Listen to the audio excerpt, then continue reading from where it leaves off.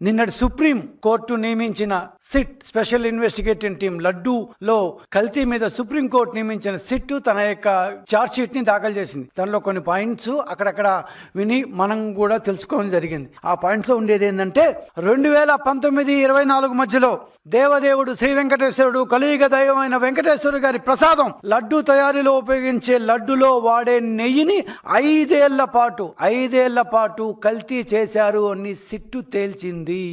Sit కల్తీ చేశారని చెప్పి నెయ్యిని పరమఘోరంగా కల్తీ చేశారని చెప్పి సిట్టు తేల్చి మరీ చెప్పింది.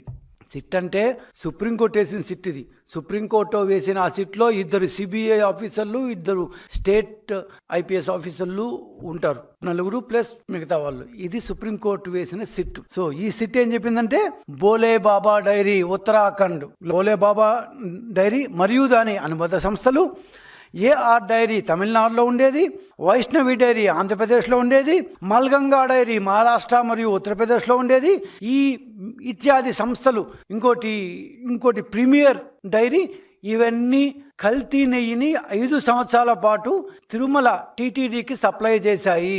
మరి సప్లై చేస్తుంటే టీటీడీ వాళ్ళు ఎందుకు తీసుకున్నారు అంటే సిట్టు చెప్పిన ప్రకారం వాళ్ళ యొక్క టర్మ్స్ ఆఫ్ రిఫరెన్స్ ప్రకారం అధికారుల్లో ఎవరెవరైతే ఈ కంపెనీలతో కుమ్ముక్కైపోయి, షరీక్ అయిపోయి, మిలాఖత్ అయిపోయి ఎవరెవరైతే కల్తీ లడ్డును తయారు చేశారో, కెమికల్స్ ఉపయోగించిన నెయ్యిని వాడడంలో సహాయపడ్డారో, ఆ కంపెనీలకి అనుగుణంగా తమ యొక్క రూల్స్ని మార్పించారో, ఆ అధికారుల పేర్లందరినీ చాలా మందిని అరెస్ట్ చేశారు.